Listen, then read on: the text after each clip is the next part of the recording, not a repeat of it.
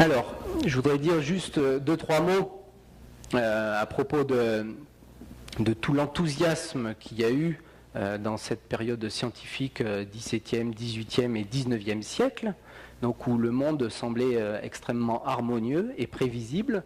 Donc le monde du Newton était hérité de celui des anciens, je parle en particulier des anciens Grecs, où on avait longtemps observé le mouvement périodique des choses. C'est vrai que dans la nature autour de nous, il y a énormément de phénomènes périodiques. Par exemple, notre cœur bat à une fréquence à peu près régulière.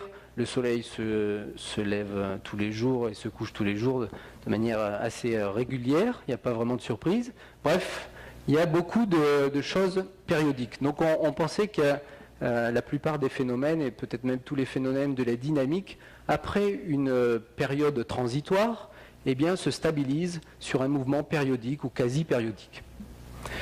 C'est le triomphe de l'analyse mathématique au XVIIIe et au XIXe siècle, où on va inventer tout un tas de méthodes pour résoudre ces équations différentielles et toujours prédire des phénomènes de plus en plus compliqués. En particulier, ce qui passionne les gens, ce sont les phénomènes astronomiques, comprendre le mouvement des corps célestes, et on en parlera, je pense, largement dans la conférence suivante.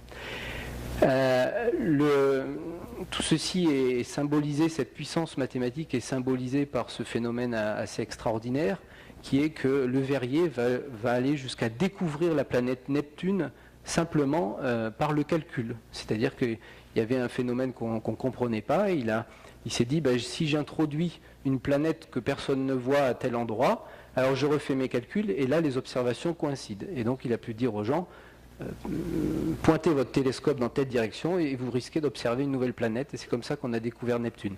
Donc vous voyez l'enthousiasme des gens, et puis la science qui était véritablement, qui donnait des résultats, c'était merveilleux. Donc l'optimisme était grand, les gens résolvaient des équations différentielles à longueur de journée, et tout marchait bien.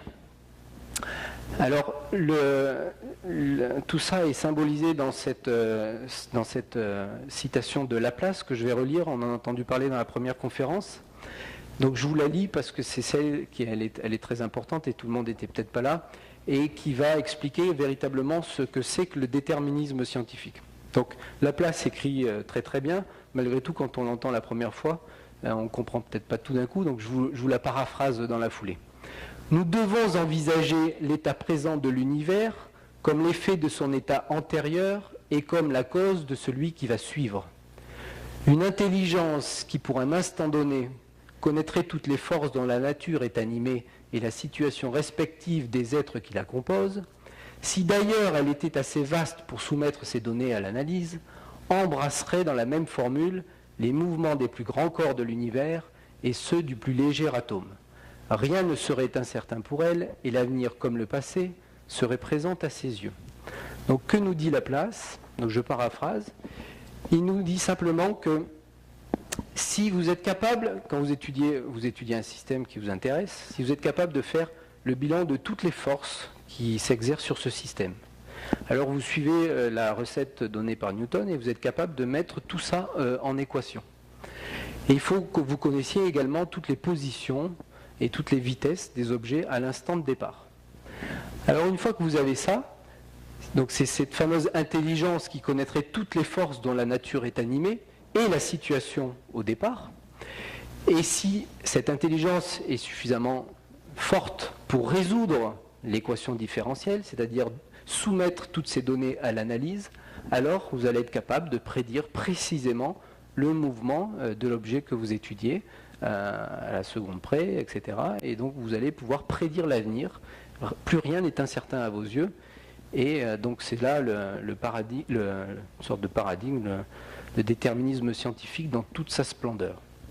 Mais Laplace, dont on va sûrement beaucoup parler après, n'était pas aussi arrogant que la citation le laisse penser, parce qu'il écrit ça dans la préface de son essai philosophique sur les probabilités, ce qui montre qu'il entrevoit d'ores et déjà les limites d'un tel déterminisme scientifique.